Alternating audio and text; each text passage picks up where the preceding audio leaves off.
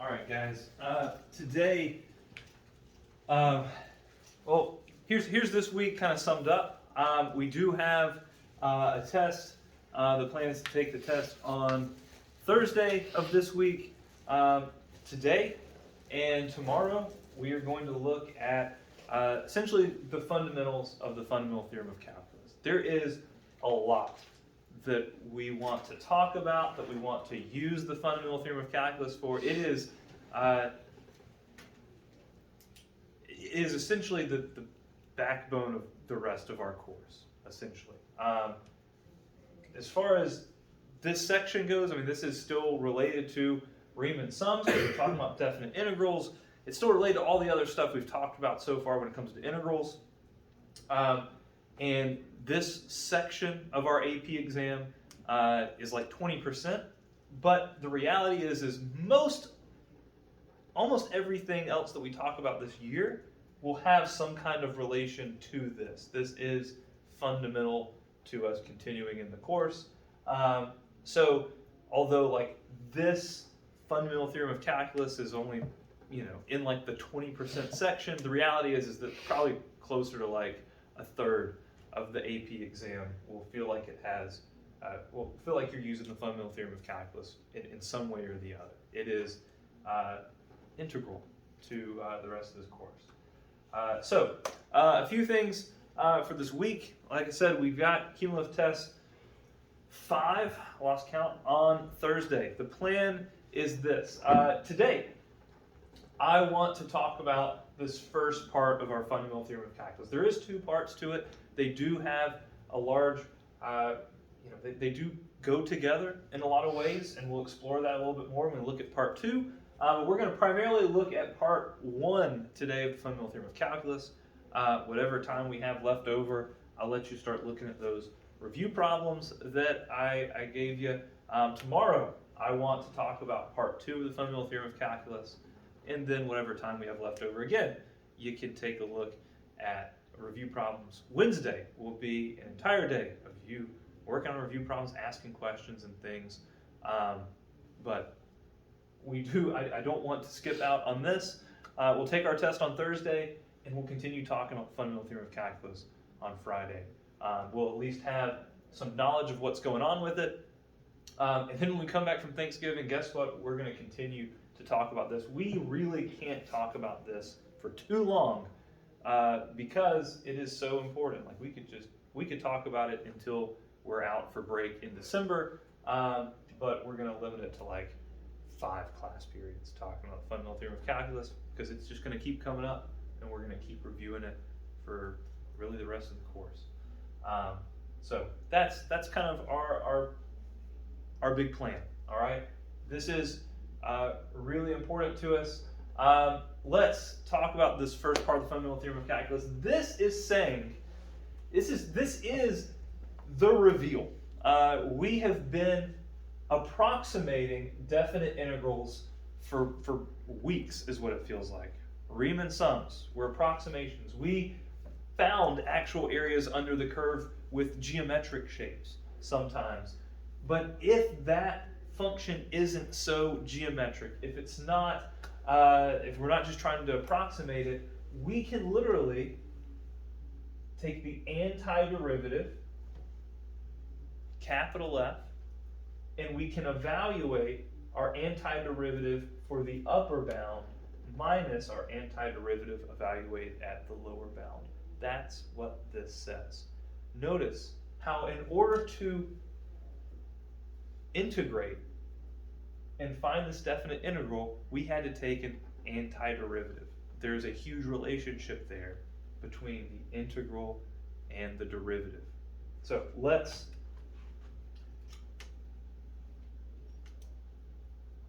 you know what? We'll look at some of these, but Kachi worked out this problem in our wedding ceremony, but let's look at that one a little bit closer with a little bit more a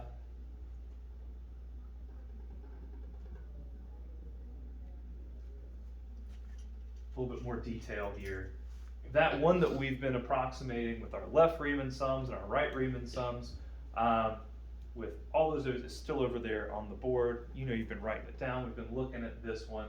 And we've been kind of skirting all around. Our midpoint sum was 14.75. Our trapezoidal sum was 15.5.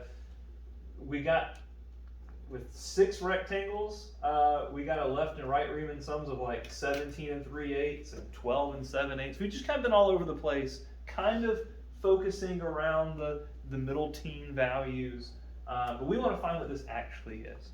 And here's how we do it. And notice the notation as well, because when you take your AP exam, if you were working this out on the free response portion, the notation is very important. We want to be careful to show what they expect. So the first thing, if we're trying to evaluate a definite integral using our fundamental theorem of calculus, is we are going to take the antiderivative. Our reverse power rule says we would have x cubed over 3 plus 2x squared over 2 plus 3x. I know we've been focusing on Riemann sums and stuff recently, but is that cool with everybody? That antiderivative right there. And you kind of have a few options when it comes to this next piece of notation, but it is really important. First, we have now taken the antiderivative. We do not want to write this integral symbol again. We have just done that operator. But we still care about our upper and lower bounds. So one way that we could write this is to put this in brackets and put the -4 and the -1 over here on the right side. And that's going to be kind of what's common in all these different little notations we could do, is to put them like this on the right side. Another thing that's fairly common would be to just not even put this left side of the bracket at all and just write it like this. Notice we're still saying we still need to evaluate over here. And then another like super shorthand notation would be to just draw a vertical line with the -4 and the -1. Basically, the right side looks something like this. If you want to do a single bracket or you want to do a vertical line, they're all fine. If you want to bracket the whole thing, that's fine as well. But it looks something like this. They all kind of were common like that. And this tells us we still need to apply our fundamental theorem of calculus. We took the antiderivative, but now we're going to do the antiderivative evaluated at A, our upper bound, minus the antiderivative evaluated at B, our lower bound. So I'm going to plug in a -1, -1 cubed over 3, plus these 2's cancel out, so I just have -1 squared, plus 3 times -1. So we're plugging in the upper bound in its entirety, and then I'm going to subtract, plugging in the lower bound. -4 cubed over 3 plus -4 squared plus 3 times -4. The fundamental theorem of calculus takes care of anything that you could be worried about right here. What if it's negative area? What if it's positive area?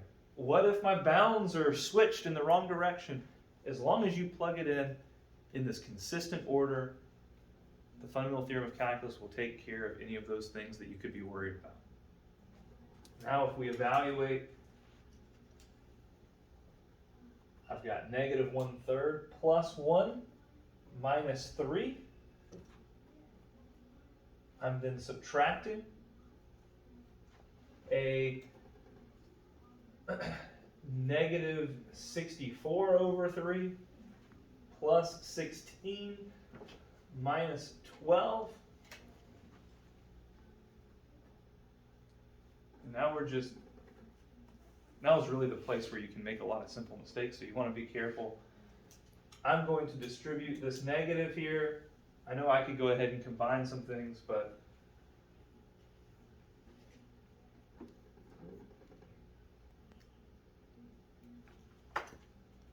I bring down this stuff,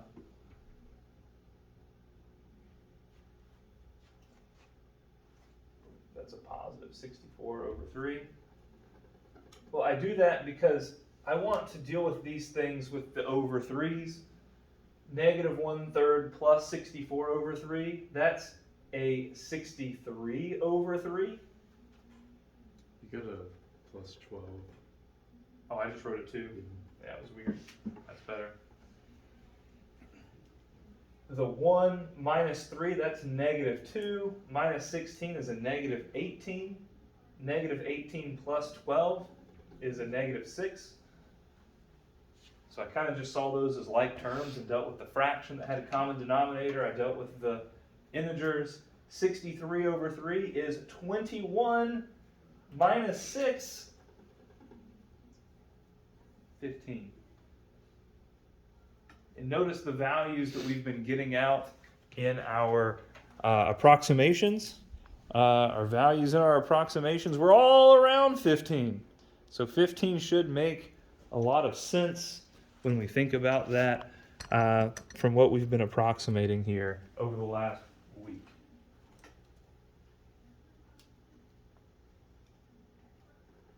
That's the fundamental theorem of calculus. Just thoughts of that. So hopefully that result, we did some weird stuff, but the results should make a lot of sense in the context of what you were expecting the area to be. They won't always be a pretty nice integer like this, but they're usually, fairly rational.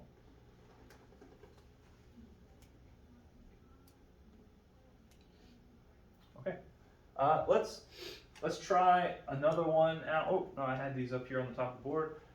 Let's look at that middle one right there, because we've got it's not just a polynomial. We have 3 times the square root of x. Let's try that one out.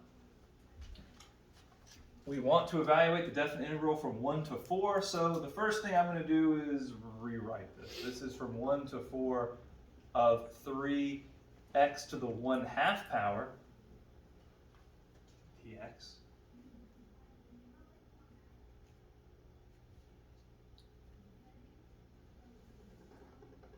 I'm going to show you a trick that you don't have to do all the time, but if you do it, then it will make things a little bit easier on the back end for this one. So first, I'll just go ahead and integrate like I normally would. We've got 3x to the 3 over 2 divided by 3 over 2, increasing the exponent 1 by 1, dividing by that new exponent.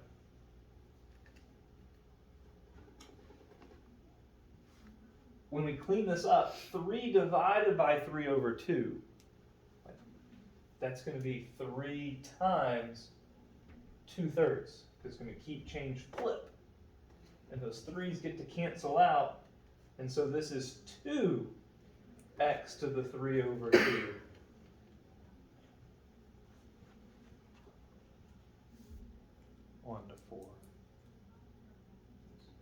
Simplifying is going to be convenient because we're going to have to evaluate this. And here's what I would do. Here's a little trick. 2 can be kind of factored out of this problem. If you see this as, brackets and we got this stuff, we can pull the 2 out and deal with this separately. Because 2 is just a coefficient. It's just a multiple, so we can pull that 2 out. We can deal with the fundamental theorem of calculus here, and then just multiply 2 in at the very end of the problem. Again, you don't have to do that, but it is sometimes quite nice to just factor something out and deal with it later. I'm also going to rewrite x to the 3 over 2 as the square root of x cubed. Yeah. So all this to be said, now we apply our fundamental theorem of calculus, which tells us, leaving the 2 out, I've got the square root of 4 cubed minus the square root of 1 cubed.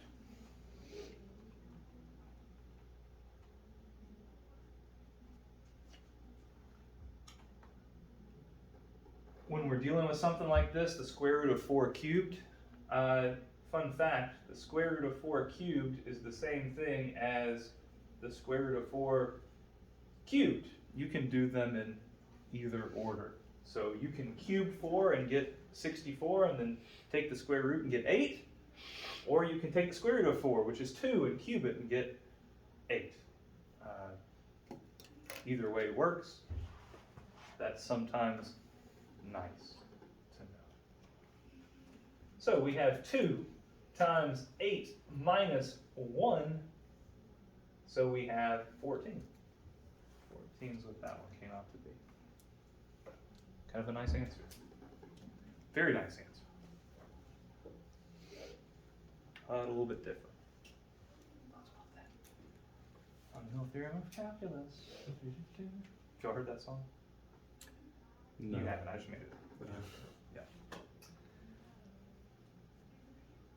Okay, alright. Take a look at some of your stuff. Take a look at these two. Alright, so that first one, finding the area of the region bound by our graph. The x-axis and these vertical lines. So write out a definite integral that's representing that right there. And let's apply our fundamental theorem of calculus. And then here, we want to find the area underneath this curve from 1 to 2. And let's try to set up a definite integral for that as well. And let's try our fundamental theorem.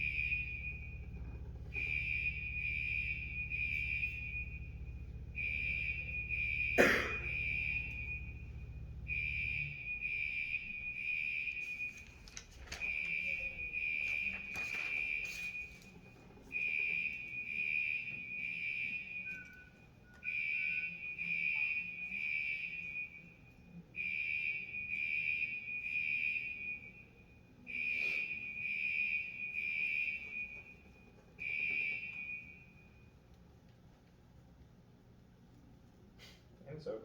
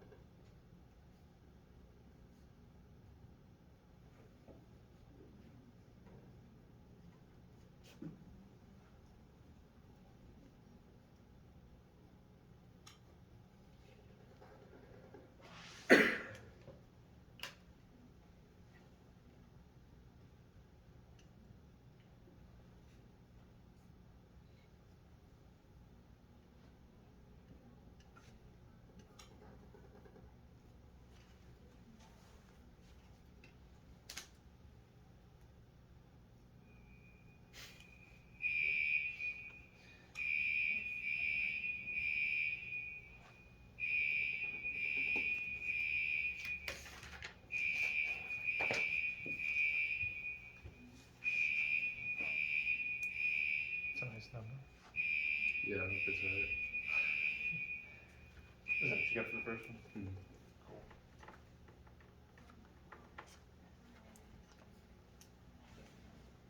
I'm always like skeptical when they do come out to be like really nice 14 on the last problem. It's really nice.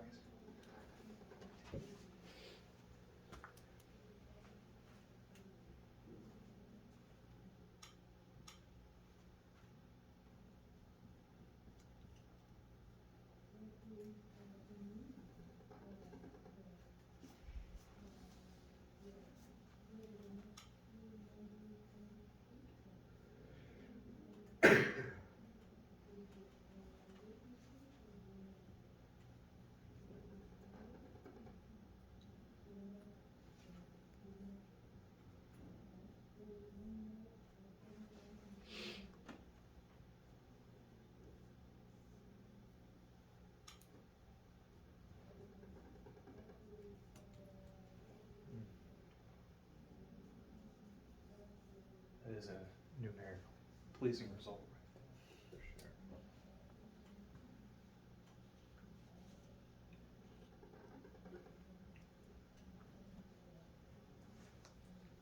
sure. As you finish these up, I've got my solutions up here on the board. So please, let me know if you have any questions about this. I got 10/3 and half.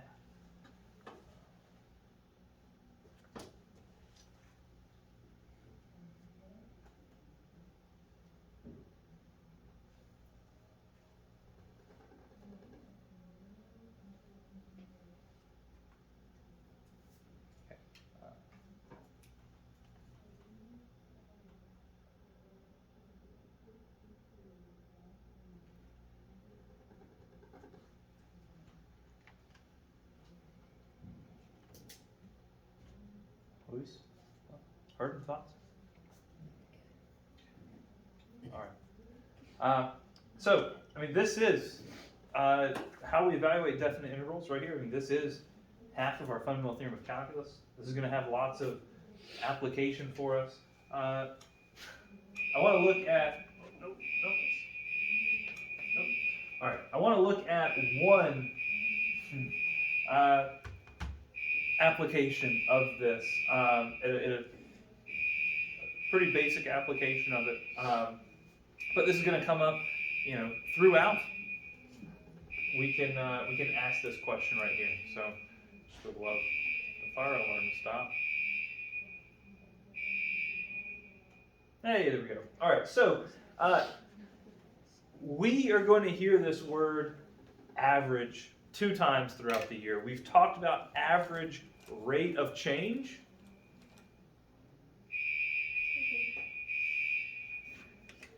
But I want to talk today about the average value of a function. So let's think about the 2 thoughts, the 2 different questions. The average rate of change is saying, well, we know the function's changing. So at what average, what is the slope connecting 2 points? What is the rate of change? What is the slope on average between 2 points? We know the derivative gives us all these different values, but on average, what is the slope? That's average rate of change.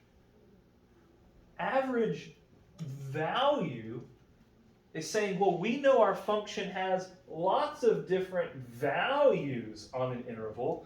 Like if we're talking about the interval from 1 to 7, right? Our function could have an output of 3, 4, 5, 6. 5, 4, 3, 2, 1. It can go up and down and have all these different outputs. And the average value of a function, we want to know what is the average output. That's what we're thinking. For instance, blanking on a good example. It's really sad.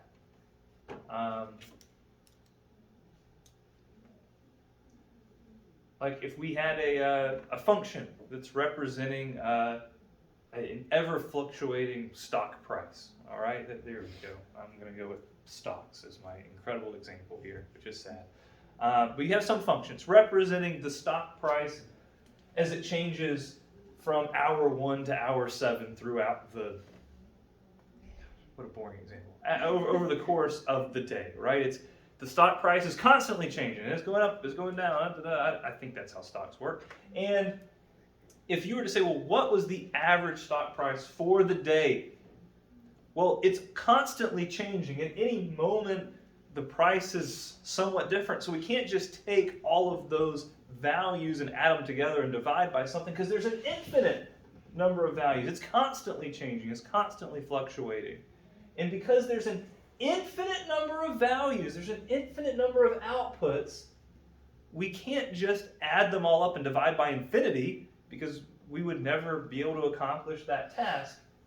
But instead, we have a formula for our average value of a function, and we essentially are looking for what y value are we getting on average? What horizontal line cuts through this to where we have the same amount above as we do below? And here's how this formula comes to be. What we see right here visually is we see a rectangle, and we can appreciate this, right? Because we've just been dealing with a bunch of rectangles. But what we have right here is a one rectangle sum that is equal to the actual area under the curve on this interval. When we do base times height, this rectangle has the exact same area under our curve as the actual function does. It has to balance the area above and the area below our curve to find the average. This rectangle would have an area, it would have a base of b minus a, it would have a height of y. The area of this rectangle is the area of our base, or not, well, it's the length of the base times the height. And this has to equal the definite integral from a to b of f of x dx. We are saying that this rectangle has the same area as the area under our curve. And we want to know, what is y? What does this magical height have to be to make this true? And if we solve for y, we divide by b minus a, y comes out to be, if we divide by b minus a,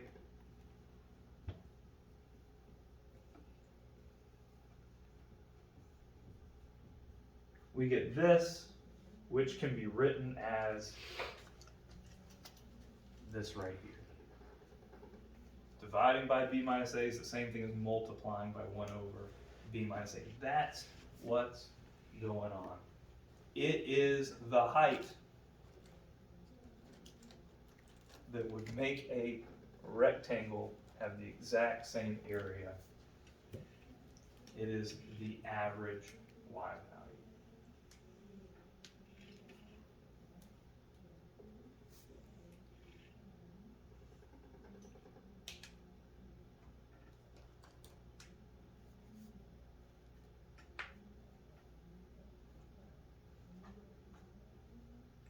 I always try to do a pretty decent job of explaining this, but if any of that didn't make sense, let me know.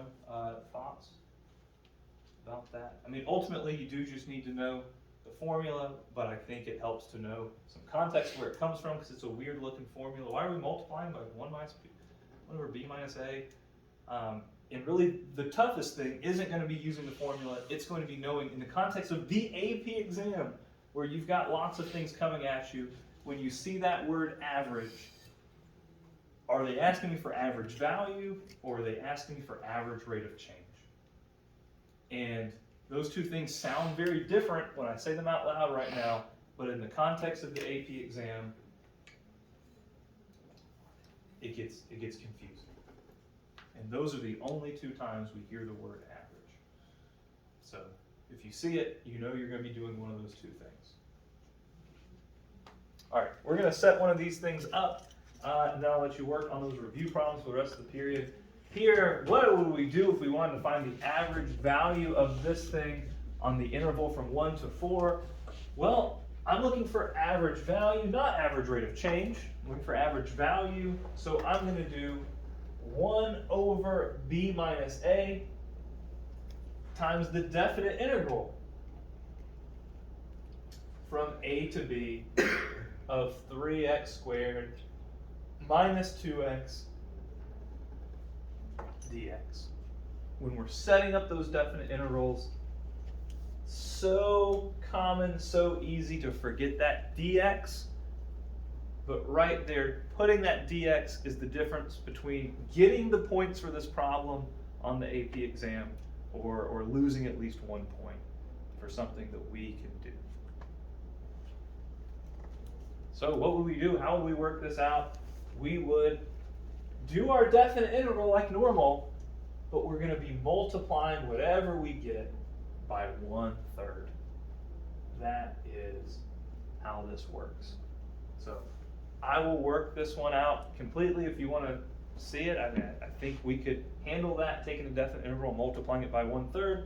I'm going to finish this one out, but you're welcome to watch, or you can begin working on some of those review problems and asking questions. This is what I wanted to get through today, is seeing how we can use that first fundamental theorem of calculus for something.